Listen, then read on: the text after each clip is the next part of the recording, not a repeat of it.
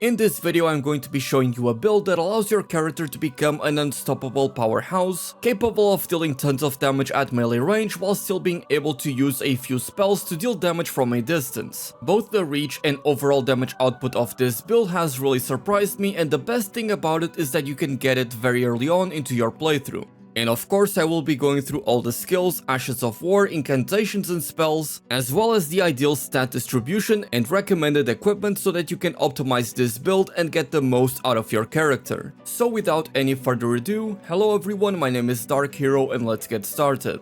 And the weapon which is the centerpiece of this entire build is none other than the Fire Knight's Greatsword. And let me tell you, this colossal sword is absolutely amazing. It has the requirements of 22 in strength, 18 in dexterity and 12 in faith, and when you fully max it out it has a D scaling in strength and faith and C in dexterity. But don't think about the scaling too much just yet. Now the best thing about this weapon, apart from how cool it looks, is its fantastic moveset. It has these very wide swings for the light attack, which are the same as my favorite weapon from the base game, the Godslayer Greatsword. And it's also got the same rolling into light attack, which is this thrust attack that reaches very far, like so. And then for the heavy attacks, it's the same thrust that we saw before, which can also be found on the ancient meteoric orc greatsword, and the follow-up of that heavy attack is this upward swing. So this weapon has an all-around pretty fantastic moveset, and you really gotta pay attention to how long this weapon is. I often get surprised at how far I'm able to hit enemies with this weapon. In addition to that, the Fire Knight's Greatsword also has innate fire damage, which is just the cherry on top. And you can of course change the affinity of this weapon, so you could opt to go for a quality build having B scaling in both strength and dexterity, going the Flame Art route which would give you a B scaling in faith, or going with heavy which would grant you an A scaling in strength. Which is what you should do if you want to deal as much damage as possible with this weapon, but I'm getting ahead of myself. So how exactly do you get the Fire Knight's Heavy Greatsword? So this weapon is actually a random drop that you are able to obtain from several Fire Knights that are spread throughout the world.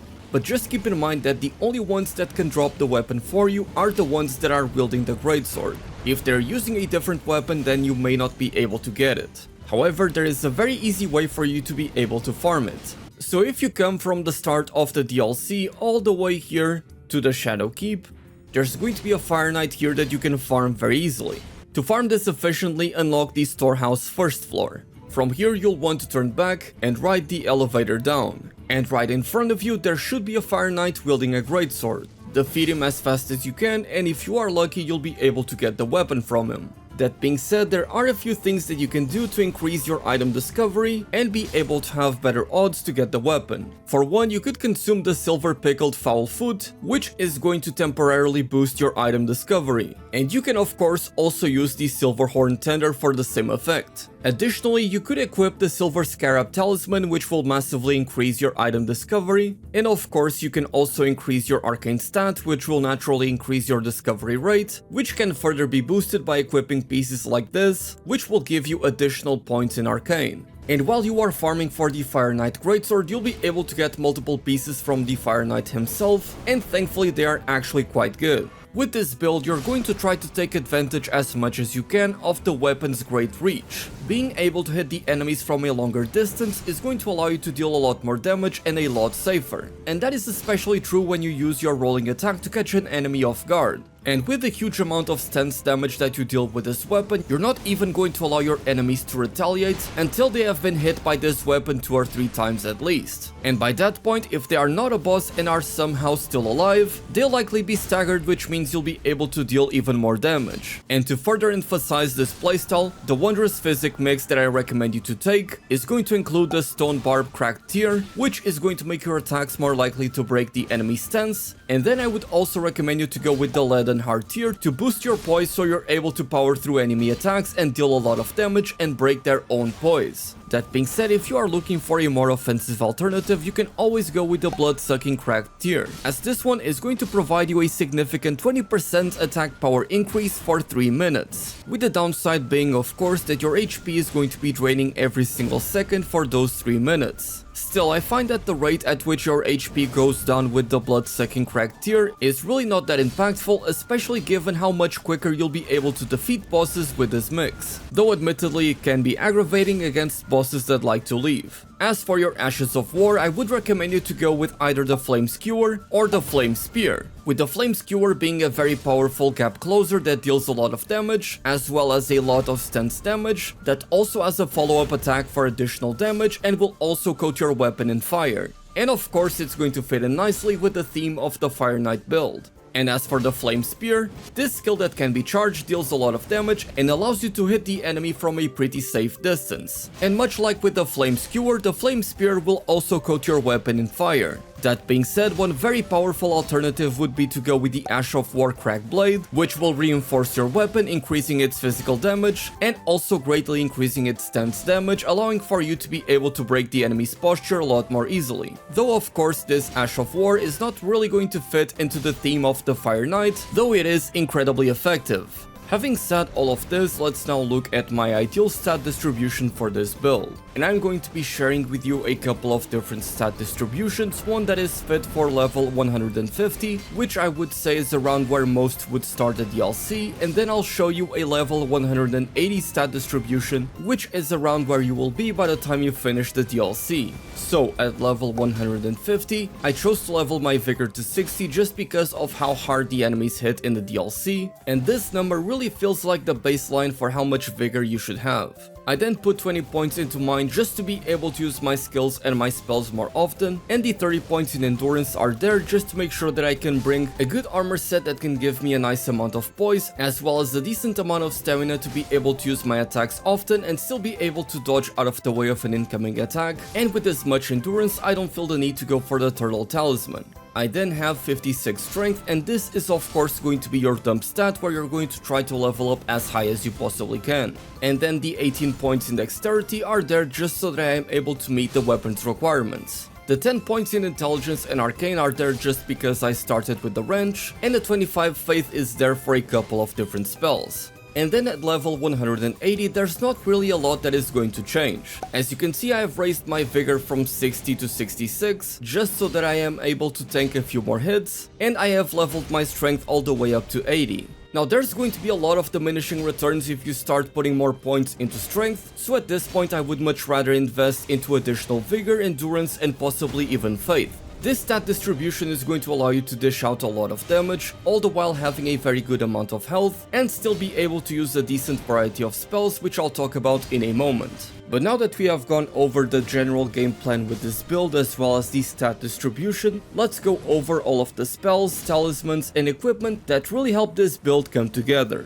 Now with this build there are a couple of spells that I feel can be very impactful, and thus you should try to fit them into your build, with the first one being the Golden Vow. This incantation is the sole reason why I leveled my faith up to 25, as by using it you will be able to increase your damage by 15% and reduce all of the damage that you receive by 10% for 80 seconds. It's a really powerful buff that tends to last throughout the entire duration of a boss fight, and given that we already have put some investment into Faith to use the weapon that we're using, and the fact that further leveling Faith is going to increase the fire damage that you deal, it simply feels like the logical choice to keep on leveling Faith to be able to use Golden Vow. And naturally, because we have 25 Faith, we're also going to be able to use Flame Grant Me Strength. And this incantation is going to increase your fire damage as well as your physical damage both by 20%, which is of course going to be fantastic, as that is exactly what our weapon is. Now the only unfortunate thing about Flame Grants Me Strength is its duration, given that it only lasts for 8 seconds, but still, given that it is a powerful damage bonus that we already have access to, and that it's going to fit in nicely with our character's build, there is simply no reason not to use it. Now given that with this build we are essentially playing as a Fire Knight, it's only fitting that I would talk about the Mesmer incantations in this video. So let's start with Mesmer's Orb, the incantation that you can receive by trading his remembrance. Now Mesmer's Orb has a massive requirement of 60 faith, and it's one of those spells that takes a while to be active, and thankfully it does deal a lot of damage, but I don't think that it is very powerful, especially since you don't get a lot of poise when using it, which means that you are often going to be interrupted. So given the massive faith cost of this spell, and again the fact that it has such a lengthy animation where you are not safe, these are the reasons why I don't think it's a good idea to go with this incantation. And then we have the incantation Rain of Fire. This one also has a massive requirement of 52 faith and a pretty expensive FP cost of 27 for what it essentially is. This incantation essentially spawns a bunch of fire arrows from the sky that will target your enemies. However, the damage that it deals really isn't all that amazing. And it also doesn't seem to do a lot of stance damage, so the only real reason as to why I would see someone using this would be for PvP. And so I would actually advise against using the Rain of Fire incantation, at least in PvE.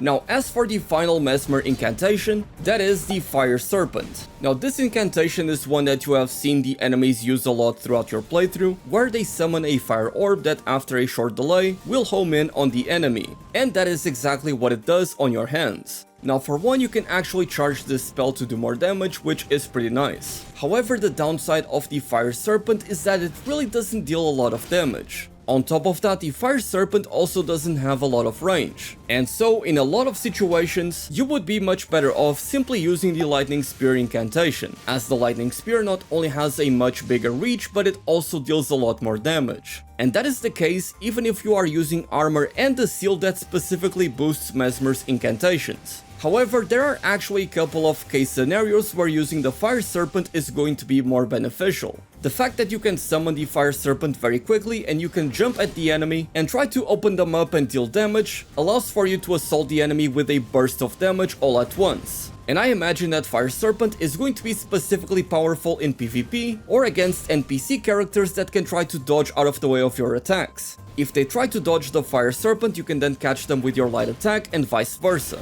And the second case scenario where the Fire Serpent is going to be more beneficial than the Lightning Spear is when you simply don't have line of sight against the enemies. Maybe they are around the corner or in an elevation and you cannot reach them with the Lightning Spear. However, so long as they are within reach and you are locked onto them, you will be able to use the Fire Serpent, which will lock onto the enemy. And given that the overall requirement to use the Fire Serpent and the Lightning Spear is overall very low, being 16 faith and 17 faith respectively, you will be able to equip both of these incantations, and depending on the situation, you will have the right tool for the right job. Now, the next spell that I would also recommend you to use would be Catch Flame, as this melee range incantation can deal a lot of damage and can often stagger enemies. And given that in my overall stat distribution I already leveled Faith all the way up to 28, a couple of additional spells that you might want to add to your build at the cost of 3 points in Faith would be Flame Fall Upon Them and Burn O Flame, with Burn O Flame being especially powerful against large bosses if you find the timing to use it, and Flame Fall Upon Them being one of my favorite spells that you can hurl at a group of enemies and it's going to dispatch them very quickly. And truth be told, it's just a very satisfying spell to use. And Flame Fall Upon Them has the added benefit of having a very low FP cost. That being said, let's now move on to the Talismans. And thankfully there's actually quite a few different options, both in terms of offensive talismans that will boost the damage that you deal, but also utility and defensive ones that can make all of the content in the DLC a lot easier for you.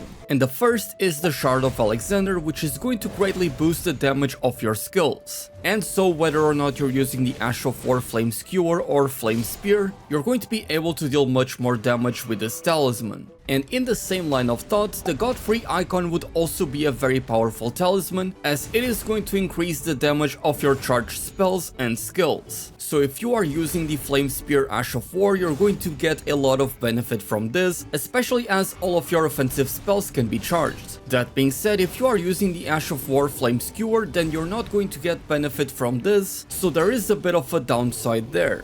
Now, one talisman that is always going to work with any build with this weapon is the brand new two-handed sword talisman. And as the name implies, this is going to boost the damage that you deal with two-handed weapons. And that is of course the case with the Fire Knight Greatsword. So, in order for you to get the two-handed talisman, you're going to want to head to the Temple Town ruins. However, the path to get here can actually be very tricky. So we will be starting off the Morth ruins. From this side of Grace, turn around and follow the path that I take.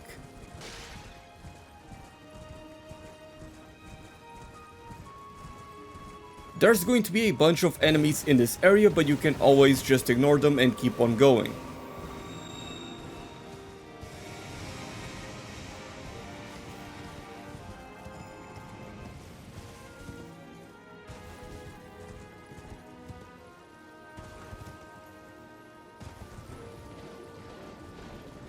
When you reach the Ancient Ruins base, you are almost there.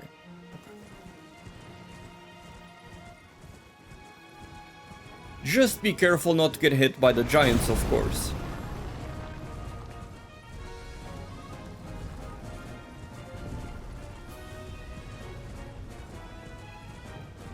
In here you're going to find a map for the entire area, so go ahead and pick it up.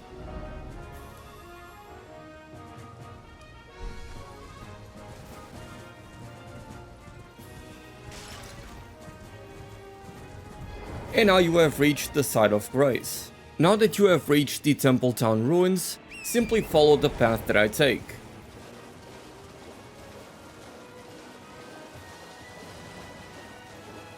There's going to be a small gap in the wall here, so go ahead and enter it and keep going up. Cross to the other side of this building, like so. There's going to be a powerful enemy here, and at the very end, you're going to find in this chest the two-handed talisman. Now, if you want to further boost your offensive capabilities, going with the Claw Talisman is going to enhance your jumping attacks, though me personally I don't find myself using them that much, so I don't like to use it. Then there is the Axe Talisman, which is going to increase the damage of your charged attacks, and again, personally I don't use the heavy charged attack a lot with this weapon, though it is a very powerful one that also has a lot of reach, so if you like using it, consider using the Axe Talisman. Now the next talisman that I recommend you to use is going to be the Retaliatory Cross Tree. This one is going to increase the damage of attacks executed after dodging, and given how powerful the dodge attack of the Fire Knight Greatsword is, I like to use this one a lot. Now I'm not 100% sure if this boosts the damage that you deal with any attack after performing a dodge roll, but if that is the case, then this talisman is always staying on. And in case you're looking for the Retaliatory Cross Tree, you get this talisman towards the very end of the DLC, so I don't want to spoil it for you. And if you are looking to further increase your damage, you can also go with the Fire Scorpion Charm, which is going to raise your fire attack but lower damage negation. But given that the biggest source of damage from your weapon is going to be physical damage, I don't think that this charm is particularly powerful. That being said, if you're looking for a defensive talisman, you can always go with the Dragon Crest Great Shield Talisman, which is going to give you a huge physical damage negation buff, or you could also go with the Crimson Sea Talisman to greatly boost the amount of HP that you restore from your flasks. And my final recommendation is going to be a talisman that I only use when I am exploring, though it is a nice quality of life addition, and that is the Blessed Blue Dew Talisman, which is going to slowly restore your FP, much like there is a talisman that slowly restores your HP. But I enjoy using this talisman a lot because whenever I am exploring new areas, I never know when a new site of grace is around to refill my flasks. But by having this talisman equipped, I can freely walk around having only a couple of cerulean flasks, because I know that my FP is going to regenerate on its own and I'll be able to use my other flasks to heal myself more often. That being said, if I am fighting a boss fight, I'm going to change it for something else. But with that being said, we still need to talk about the equipment that we're running with this build. And of course, because we are using so many spells, we need to talk about the Sacred Seals. And fittingly, the first one I want to talk about is the Fire Knight Seal. Now this one has an incant scaling of 161, with an S scaling in Faith, and is going to boost Mesmer's Flame's incantations. Though again, I only really recommend you to go with only one of them, so I don't think that using the Fire Knight Seal is going to be a particularly good choice. I would personally much rather go with the Giant Seal that has a higher incant scaling and also scales in S for Faith, and it is also going to boost your Giant Flame incantations, which is going to include Catch Flame, Flame Fall Upon Them, and Burn O Flame. So if you like to use these three particularly different incantations, then going with the Giant Seal is going to be the most beneficial option for you. Though I should also mention the Gravelstone Seal, which has an incant scaling of 170 and can go up to S in Faith. And this seal is going to boost your Dragon Cult incantations, which for us means that the Lightning Spear is going to deal more damage. So given the higher incant scaling together with the increased damage for Lightning Spear, this is the talisman that I like to run on my build.